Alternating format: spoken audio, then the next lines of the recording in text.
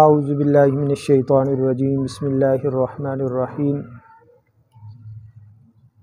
النار یعرضون علیہا غدوا وعشیا ویوم تقوم الساعة ادخلوا آل فرعون اشد العذاب وإذ یتحاجون فی النار فیقول الضعفاء للذین استکبروا انا کنا لکم تبعا فهل انتم مغنون عنا نصیبا من النار قال الذين استكبروا إنا كل فيها إن الله قد حكم بين العباد وقال الذين في النار لخزنة جهنم ادعوا ربكم يخفف عنا يوما من العذاب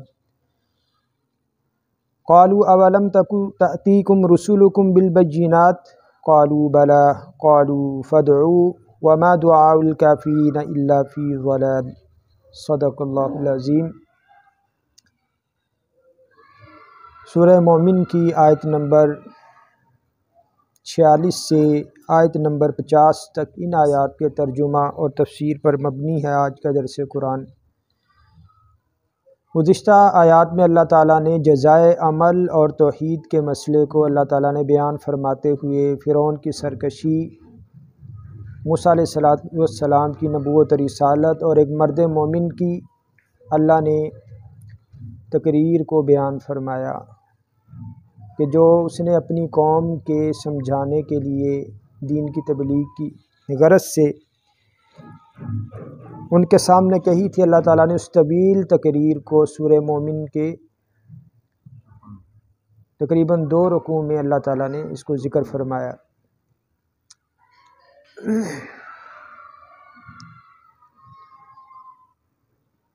اور اللہ تعالیٰ نے آل فرعون کے انجام کو بھی پھر بیان فرمایا کہ آل فرعون کو وحاق بآل فرعون سوء العذاب، برے عذاب نے آل فرعون کو جو ہے گھیر لیا۔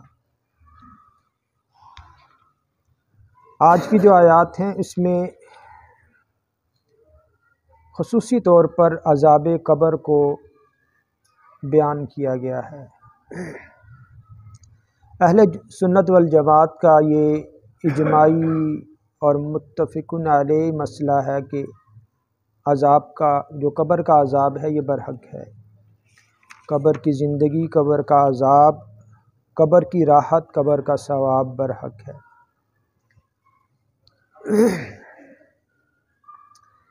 اللہ تعالیٰ سورہ مومن کی آیت نمبر 46 میں فرما رہے النار یعرضون علیہا غدوا وعشیا کہ آل فرعون پیش کیے جاتے ہیں آگ پر صبح و شام۔ مفسرین اکرام فرماتے ہیں کہ یہاں سے آل فرعون کا جو صبح و شام آگ پر پیش کیا جانا وہ اس صورت میں ہے کہ آل فرعون کی جو روحیں ہیں وہ سیاہ رنگ کے پرندوں کے پیٹوں میں ہیں، اور یہ سیاہ رنگ کے جو پرندے ہیں یہ صبح و شام جہنم میں آتے جاتے ہیں۔ تو جہاں پر جن کے ذریعے سے جو ہے انہیں قبر میں جہنم کا عذاب جو ہے وہ دیا جا رہا ہے قبر میں۔ جیسے میں نے پہلے عرض کی کہ اہل سنت والجماعت کا یہ متفقون علیہ مسئلہ ہے عذاب قبر، اور قرآن کریم میں محققین فرماتے ہیں کہ 12 عذاب قبر کے متعلق آیات سورہ انعام کی آیت نمبر 93، سورہ انفال کی آیت نمبر 50، سورہ محمد کی آیت نمبر 27، سورہ مومن جس کا ترجمہ تفسیر جاری ہے اس کی آیت نمبر 46، 45، سورہ یونس آیت نمبر 92، سورہ توبہ آیت نمبر 101، سورہ نوح میں عذاب قبر آیت نمبر 25، سورہ تحریم میں آیت نمبر 10، اور قبر کی راحت کے متعلق سورہ فجر کی آخری آیات ہیں یا ایتھا النفس المطمئنہ ارجعی الی ربک راضیۃ مرضیہ فادخلی فی عبادی وادخلی جنتی۔ اسی طرح سورہ یاسین کی آیت نمبر 27، سورہ نحل کی آیت نمبر 32، سورہ ابراہیم کی آیت نمبر 27، سورہ طور کی آیت نمبر 47 اور سورہ طٰہٰ کی آیت نمبر 124، یعنی ان آیات میں کہ جو 13-14 آیات بنتی ہیں قرآن پاک کی، کہ جن میں وضاحت کے ساتھ عذاب قبر کو جو ہے وہ ذکر کیا گیا ہے۔ قرآن کریم میں قبر کا جو لفظ ہے یہ 2 مرتبہ، اور عذاب کا جو لفظ ہے بارہا بہت مرتبہ جو ہے یہ آیا۔ اور احادیث میں محققین فرماتے ہیں، مفسرین کرام، کہ 70 سے زائد احادیث کہ جن میں عذاب قبر کا ذکر ہے، 70 سے زائد۔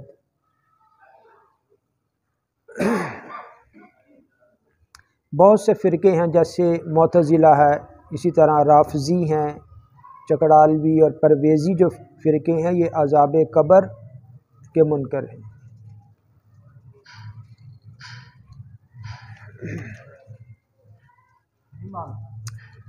جی ہاں جی، نہیں مانتے، عذاب قبر کے منکر ہیں۔ اب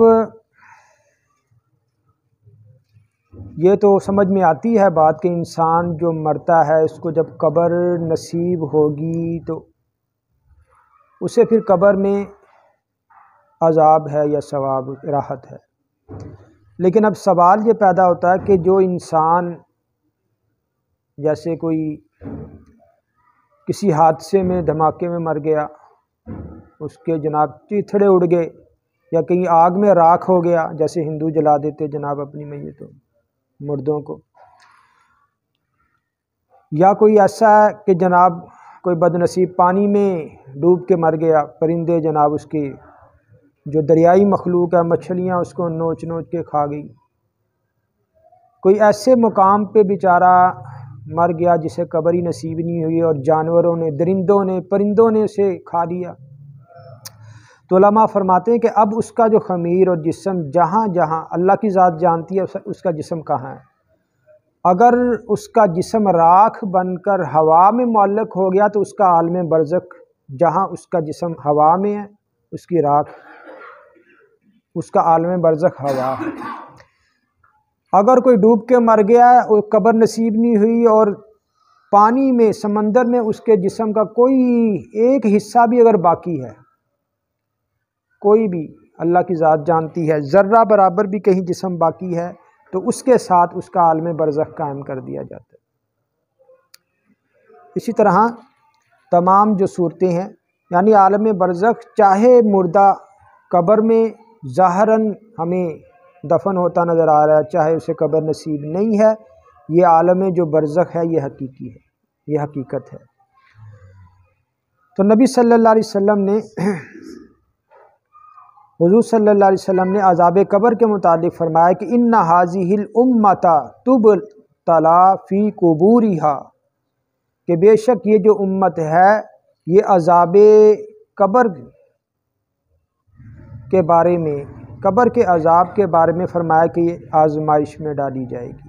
فلولا اللہ تدافنوا، کہ اگر مجھے خدشہ نہ ہوتا کہ تم ایک دوسرے کو پھر دفن نہ کرو گے، لدعوت اللہ ان یسمعکم من عذاب القبر الذی اسمع منہ، تو میں اللہ سے دعا کرتا کہ وہ سنائے تمہیں عذاب قبر، وہ جو جس عذاب قبر کو میں سنتا ہوں۔ فرمایا اگر مجھے اس بات کا خوف اور خدشہ نہ ہوتا کہ کل کو تم پھر اپنے مردوں کو دفنانا چھوڑ دو گے، فرمایا یہ اگر خوف لاحق نہ ہوتا تو میں اللہ سے دعا کرتا کہ جس طرح میں عذاب قبر کو سنتا ہوں اس طرح پھر تم بھی سنتے۔ اسی طرح حضرت ابو ایوب صحابی رسول ابو ایوب انصاری رضی اللہ تعالیٰ عنہ سے روایت ہے کہ خرج النبی صلی اللہ علیہ وسلم، حضور نبی کریم صلی اللہ علیہ وسلم ایک مرتبہ نکلے، وقد وجبت الشمس،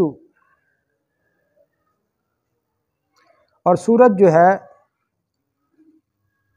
طلوع ہو رہا تھا، فسمع صوتا فقال یہود تعذب قبورہا، تو نبی کریم صلی اللہ علیہ وسلم نے قبرستان سے کچھ آواز سنی، تو حضور صلی اللہ علیہ وسلم نے فرمایا کہ یہ اہل یہود ہیں کہ ان کی قبروں میں انہیں عذاب دیا جا رہا ہے۔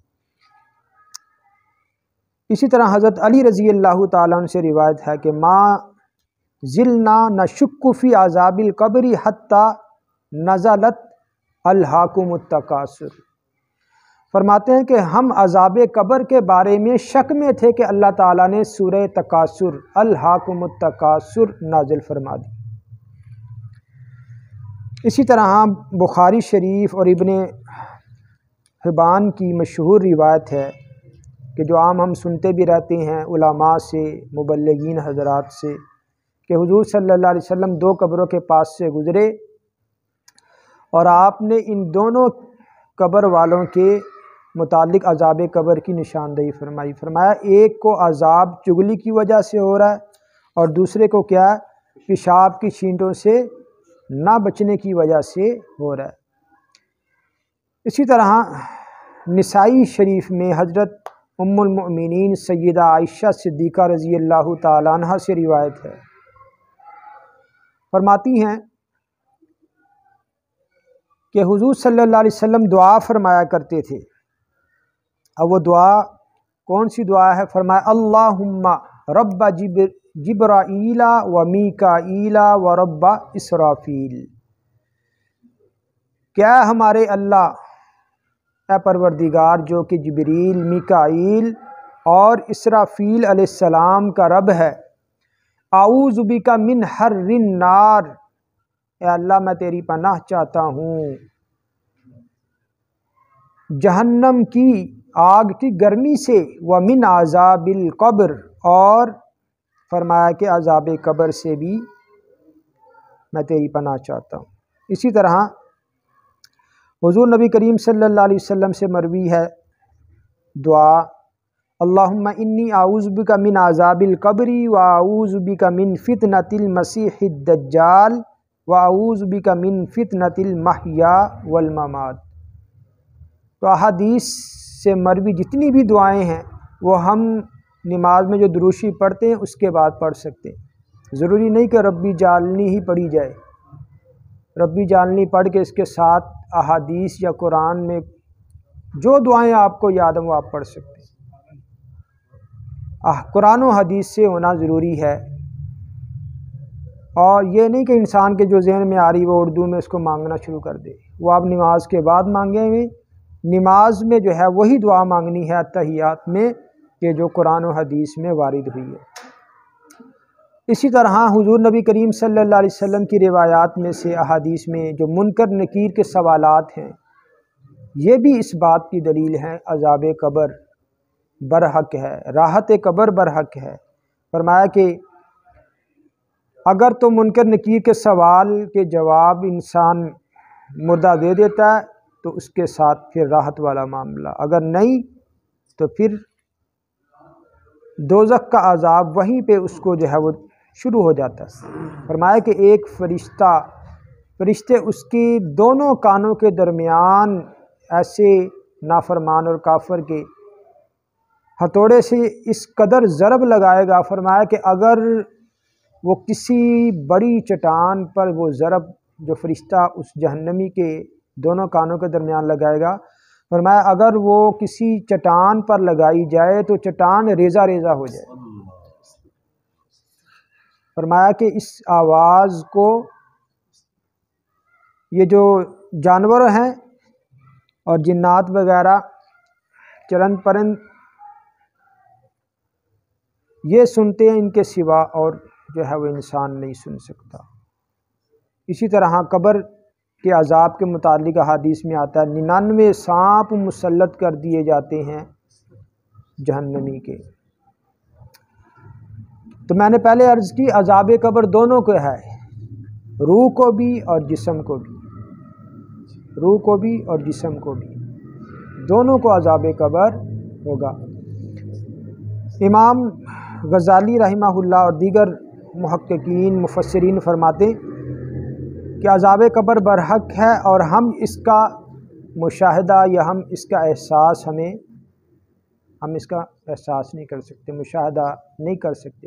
وہ فرماتے یہ ایسے ہی ہے کہ ہمارے قریب سویا ہوا کوئی شخص خواب دیکھ رہا ہوتا ہے، خواب سوتے سوتے ہم دیکھتے کوئی آدمی ہنس رہا ہے، کوئی جناب پریشانی کے عالم میں جناب چیخ مارتا وہ اٹھ جائے گا، کوئی جناب خواب میں کہیں کسی مقام پہ پہنچا ہوا ہے، تو پاس بیٹھا ہوا شخص اس کو احساس نہیں ہوتا کہ میرے پاس جو لیٹا شخص ہے خواب دیکھ رہا ہے وہ کیا دیکھ رہا ہے۔ تو اسی طرح عذاب قبر جو ہے، امام غزالی رحمہ اللہ فرماتے ہمیں عذاب قبر کو تسلیم کرنا چاہیے۔ فرماتے ہیں کہ حضور صلی اللہ علیہ وسلم پر جبریل امین نازل ہوتے تھے لیکن صحابہ دیکھ نہیں پاتے تھے۔ وہ حضور صلی اللہ علیہ وسلم بعد میں خبر دیتے تھے صحابہ کو کہ جبریل آئے تھے اور یہ حکم جو ہے انہوں نے اللہ کا پہنچا دیا۔ اسی طرح حضرت عائشہ صدیقہ رضی اللہ تعالی عنہ ام المؤمنین کے بارے میں آتا ہے کہ حضور نبی کریم صلی اللہ علیہ وسلم کے پاس ایک مرتبہ جبریل امین آئے اور انہوں نے حضور صلی اللہ علیہ وسلم کو عرض کی، یا رسول اللہ، عائشہ رضی اللہ تعالی عنہ کو میرا سلام کہہ دینا۔ تو حضور صلی اللہ علیہ وسلم نے ام المؤمنین سیدہ عائشہ صدیقہ رضی اللہ تعالی عنہ سے فرمایا کہ عائشہ، جبریل آئے تھے اور آپ کو سلام کہہ رہے تھے۔ تو امی عائشہ صدیقہ رضی اللہ تعالی عنہ فرمانے لگی، یا رسول اللہ، آپ میرا بھی سلام جبریل کو کہہ دیں کہ ترا ما لا نرا، آپ وہ چیزیں دیکھتے ہیں کہ جو ہم نہیں دیکھ سکتے، تو لہٰذا آپ کے پاس جبریل آئے ہیں، انہوں نے مجھے سلام کہا، تو جواب میں آپ بھی میرا سلام ان کو عرض کر دیں۔ یہ دیکھیں کہ دونوں طرف واسطہ کون ہے؟ حضور صلی اللہ علیہ وسلم کی ذات ہے۔ جبریل سلام دے رہے ہیں، ڈائریکٹ نہیں، وہ حضور صلی اللہ علیہ وسلم کے واسطے سے، اور امی عائشہ صدیقہ رضی اللہ تعالی عنہ جبریل امین کو سلام کہہ رہی ہیں، تو وہاں بھی واسطہ کون ہے؟ حضور صلی اللہ علیہ وسلم۔ تو عذاب قبر کیا ہے؟ برحق ہے۔ اللہ تعالی ہم سب کو عذاب قبر سے اور ہماری نسلوں کو، تمام مسلمانوں کی اللہ عذاب قبر سے حفاظت فرمائے۔ نہیں بھی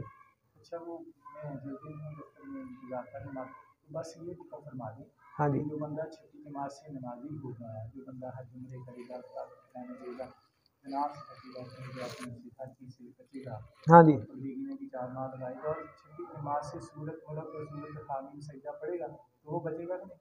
اللہ ماجدین من النار، یہ سب بچے گا انشاءاللہ۔ کیوں؟ ہاں جی، انشاءاللہ، انشاءاللہ اللہ تعالیٰ استقامت فرمائے عطا فرمائے۔ السلام علیکم۔ وعلیکم السلام۔ تو اللہ نے فرمایا النار یعرضون علیہا غدوا وعشیا، کہ صبح و شام یہ جو آل فرعون ہیں، فرمایا یہ آگ پر پیش کیے جائیں گے۔ ویوم تقوم الساعۃ، یہ تو قبر کا عالم ہے، عذاب قبر ہے۔ فرمایا ویوم تقوم الساعۃ، جب قیامت جس دن قائم ہوگی، ادخلوا آل فرعون اشد العذاب، تو فرشتوں کو حکم ہوگا کہ داخل کر دو آل فرعون کو سخت عذاب دے۔ یہ تو قبر کا عالم ہے، عذاب قبر کا عالم ہے کہ صبح و شام جہنم پر پیش کیے جا رہے ہیں۔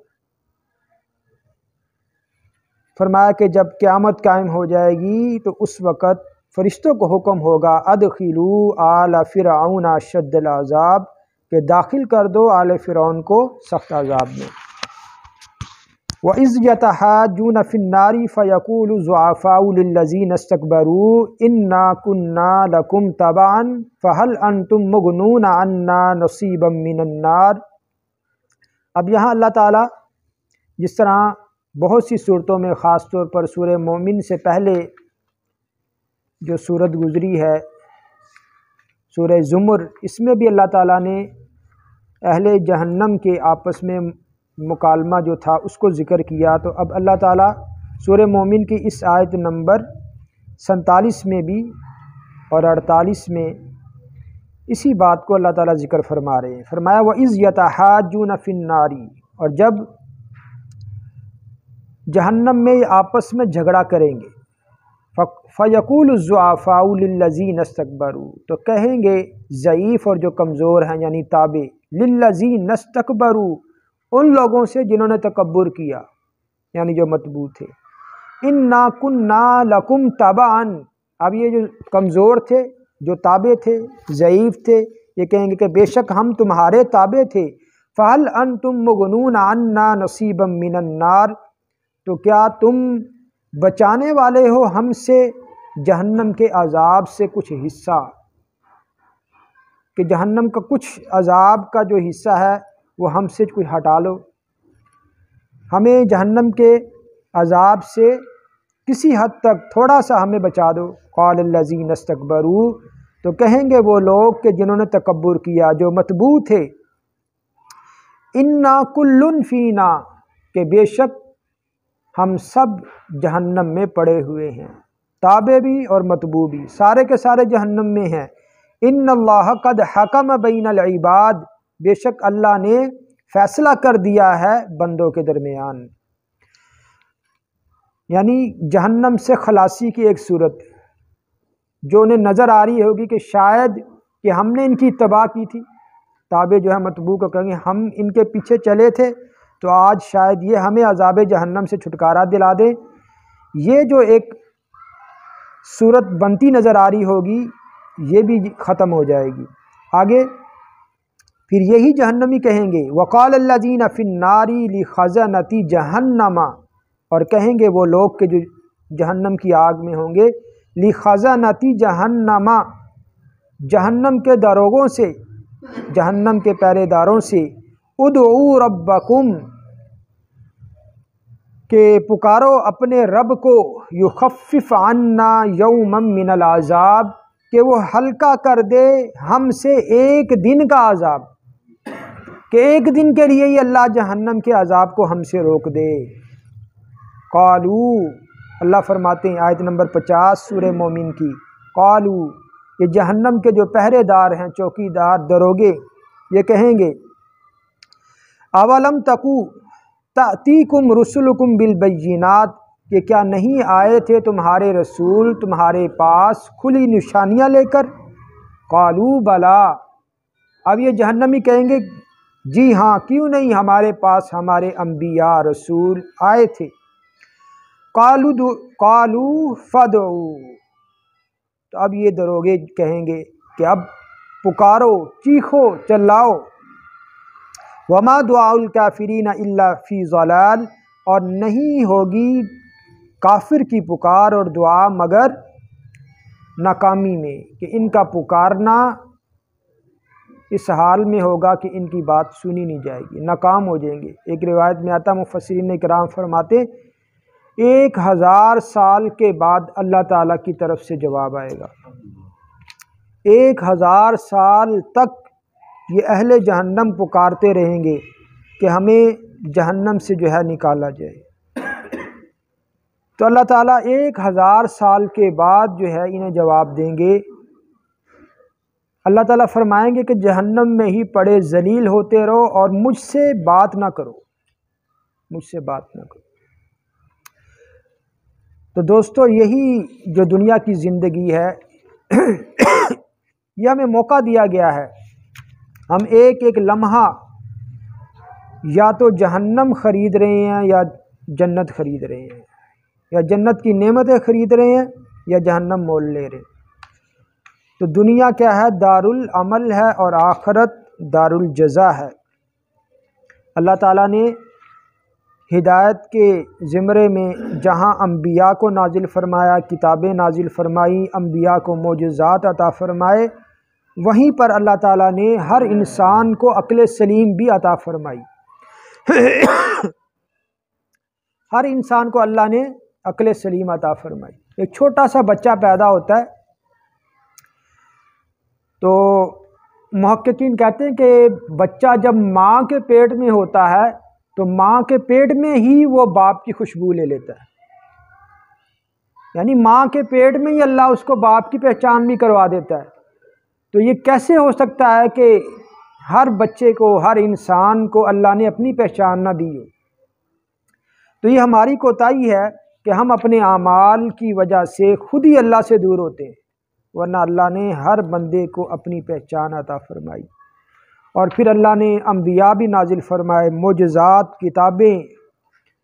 امام اعظم ابو حنیفہ رحمہ اللہ فرمایا کرتے تھے کہ اگر کوئی شخص جنگل بیابان کسی پہاڑ کی چوٹی پہ زندگی بسر کر رہا ہو، اس کے پاس نہ کوئی نبی آیا، نہ کوئی کتاب، نہ کوئی مبلغ، فرمایا قیامت کے دن اللہ تعالیٰ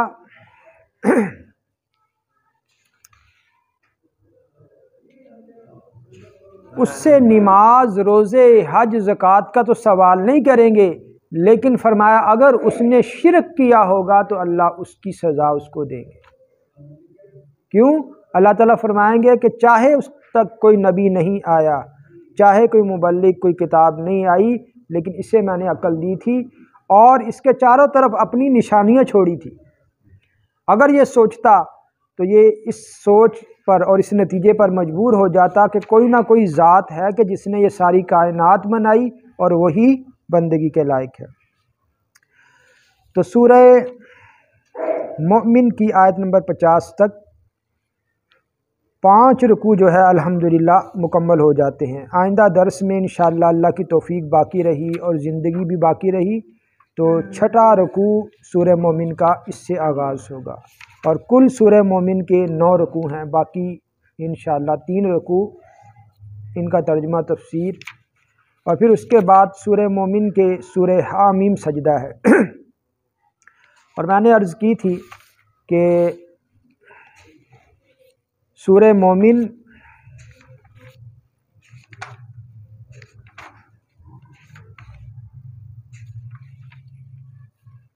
اور اس سے آگے پھر 7 صورتیں، سورہ مومن سے آگے 7 صورتیں، ان کو کہتے ہیں حوامیم سبعہ، یعنی مسلسل 7 صورتیں ہیں کہ جو حامیم سے آغاز ہوتا ہے، سورہ مومن سے آگے 7 صورتیں۔ تو اللہ تعالی ہمیں قرآن کریم کے تمام حقوق، اس پر ایمان، اس کی تلاوت، اس کا سمجھنا، اس پر عمل کرنا اور قرآن کریم کو اللہ آگے پھیلانے کی توفیق عطا فرمائے۔